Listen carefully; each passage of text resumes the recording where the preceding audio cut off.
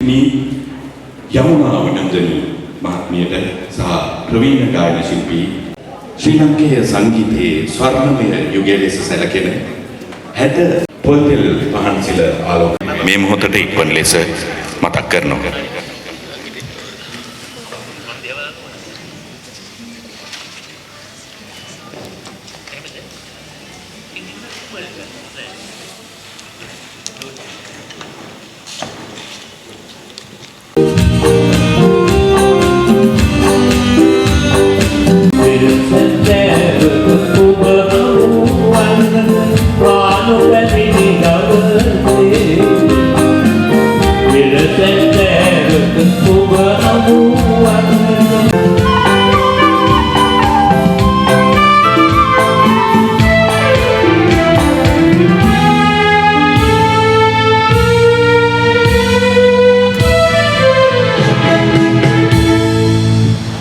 Iorici tentang tolak senang perusahaan.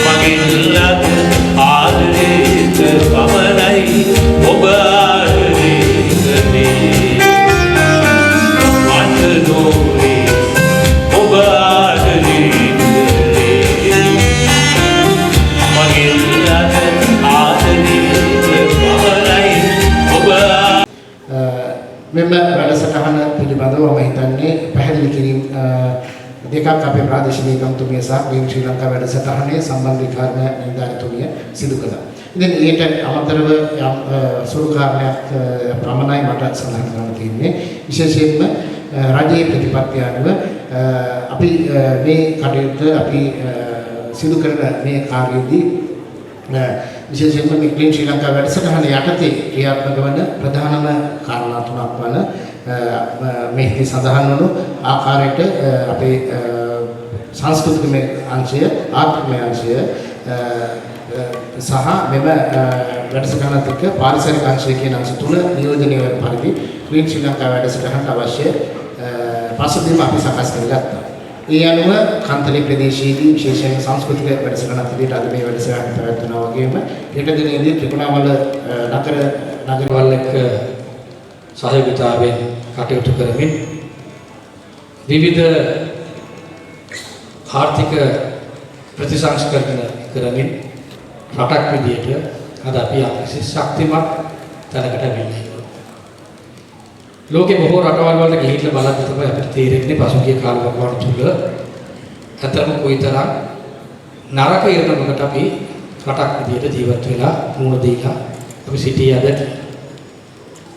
නමුත් අපි සතුටු වෙනවා අද රටක් විදියට අපිට ඉතාමත් වේගයෙන් ඉස්සරහට යන්න යම් කිසි අවස්ථාවක් ලැබෙලා තියෙනවා. නමුත් අපි එක දෙයක් තේරුම් ගන්නවා අපි මේ ගමන යන්න ඕනේ නම් නීති රීති වලට විතරක් ඒ කාර්යභාරය කරන්න බෑ කියන ඒ යම් කිසි විශ්වාසයක් තියෙනවා.